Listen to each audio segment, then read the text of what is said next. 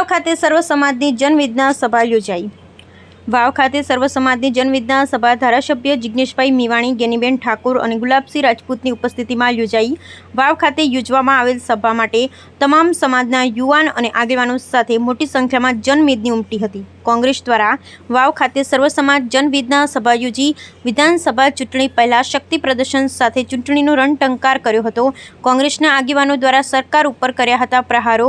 કોંગ્રેસના કાર્યકરો, ધારાસભ્યો, આગેવાનો ઉપર સરકાર કરેલ કેસ ખોટા હોવાના આક્ષેપ સાથે સરહદી વિસ્તારમાં સભાનું આયોજન કરાયું હતું। મોટી સંખ્યામાં સર્વ સમાજ જનવેદના સંમેલનમાં જિલ્લાના ગામડાઓમાંથી મોટી સંખ્યામાં ઉપસ્થિત રહ્યા હતા લોકો। ત્યારે વાવ ખાતે જનસભાનું આયોજન થયું હતું અને ચૂંટણીમાં મતદાન વખતે કમળના નિશાન ઉપર સિક્કો મારે છે અને EVM મશીન ખરાબ નહીં પણ આપણે સિક્કા જ ભાજપને કરીએ છીએ તેમ જાહેર મંચ ઉપર દિયોદર ધારાસભ્ય શિવાભાઈ ભુરિયાનું નિવેદન હતું।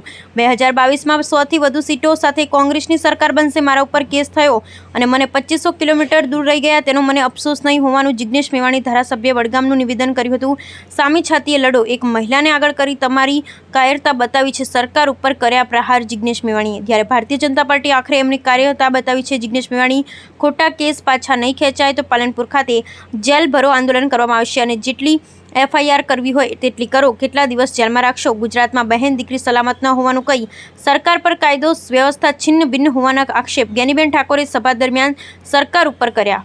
જિગ્નેશ મેવાણીની live speech. Bureau report Hajaji Rajput, Vav સાથે બળદેવ બારોટ, મિરાજંગ ન્યૂઝ, બનાસકાંઠા।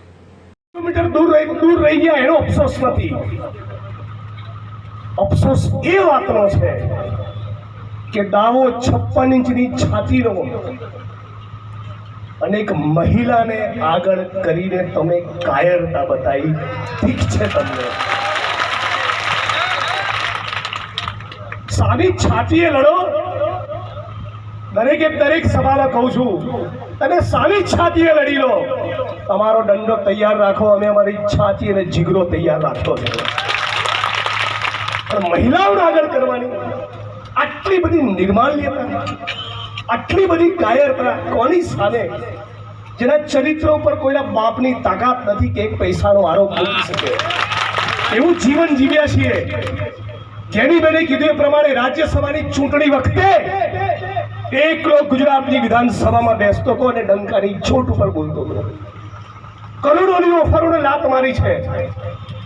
કદાચ ગુજરાતની અંદર એક પણ એવો ખૂણો નહીં હોય જે ગરીબો વંચિતોની લડાઈ લડવા માટે નહીં ગયો હોય। રાત્રે 12 વાગે ગયો છું અને બપોરે 3 વાગ્યાને 45 ડિગ્રીની ગરીબીમાં જે તેને રેલી કરી એવી જનવેદના સંમેલન રાખ્યું, એમાં બનાસકાંઠાના તમામ ધારાસભ્યો હાજર રહ્યા। આજે સરકારને તમામ આગેવાનોએ લોકોની માગણી એક જ હતી કે જે તે પોતાના સમાજો માટે લડ્યા હોય, ન્યાય માટે લડ્યા હોય, SC ST OBC ગરીબો માટે લડ્યા હોય અને સરકાર સામે કોઈ પણ બાબતની માગણી કરવી, એની સામે લડીને ન્યાય અપાવવો એ બંધારણીય હક છે। બંધારણીય હકની સામે જ્યારે આ કેસોની અંદર બ્રાહ્મણ સમાજ હોય, રાજપૂત સમાજ હોય, ઠાકોર સમાજ હોય, રબારી સમાજ હોય, તમામ અઢારે આલમ ઉપર ક્યાંક ને ક્યાંક એમના વિવિધ સંગઠનોથી નેતાઓ હોય, આમ પબ્લિક હોય, એના ઉપર જ્યાં પોલીસ ફરિયાદી થઈ છે અથવા સરકારી અધિકારી ફરિયાદી બન્યો છે, તો અનેક બીજા સમાજોથી સુખી સંપન્ન સમાજો છે જેણે કરોડો અરબો રૂપિયાનું ગુજરાતની તિજોરીને, ગુજરાતની મિલકતને નુકસાન કર્યું છે। એમના કેસો તો પાછા ખેંચાતા હોય તો આ જે ગરીબ સમાજોના કેસો પાછા કેમ ના ખેંચાય? એ લોકોના કેસ ખેંચાય એનો અમને આનંદ છે, એનો અમને વિરોધ નથી, પણ એની સાથે જે ગરીબ સમાજના આગેવાનો, ગરીબ સમાજના જે કાર્યકરો છે, ગરીબ સમાજો છે, એમના ઉપર રાજકીય કિનાખોરીથી અથવા તો એમનો અવાજ દબાવવા માટે જે કેસ કર્યા છે એ કેસ પાછા ખેંચવા માટેની વાત કરી છે અને આવા કેસ ગુજરાત સરકાર પાછા નહીં ખેંચે તો આવનાર સમયની અંદર આનાથી પણ વધારે આંદોલન, જેલ ભરો આંદોલન કરવું પડે। ક્યાંક કાર્યકરોના ઉપર ખોટા કેસ થાય તો ઘરે પણ કેસોનો ભોગ બનવું પડે, તો એમાં પણ પીછેહટ કરી નહીં કરી અને આવા લોકોને ન્યાય આપવા માટેનો પ્રયત્ન કર્યો છે। ખાસ કરીને બનાસકાંઠાની અંદર જેલા ઘણા વર્ષોથી રાજકીય કિનાખોરી રાખી અને સામાજિક રાજકીય આગેવાનો પર જે કેસો કરવામાં આવે છે સરકાર દ્વારા અથવા ભાજપના વડાપ્રધાન દ્વારા એ તમામ કેસો પાછા ખેંચે એવી માગણી સાથે આ સંમેલન સાથે આવનારી વિધાનસભાની ચૂંટણીમાં તમામ સમાજ એક થઈને જેમના લોકલ પ્રશ્નો છે, જ્યાં પાણી ના હોય, મોંઘવારી ના હોય, રોજગારી ના હોય, આ તમામ પ્રશ્ન વાત કરવામાં આવી છે। ના ના જાત કે કુંભાત કરીને અંદર ઝઘડાવાનો જે ભાજપ કામ કરી રહી છે એના વિરોધમાં બધા સંગઠિત થઈ અને ગુજરાતની અંદર જે મુખ્ય મુદ્દા છે રોજગારીના, તો કોંગ્રેસ પાર્ટીની સરકાર આવશે તો રોજગારી માટે શું કરશે?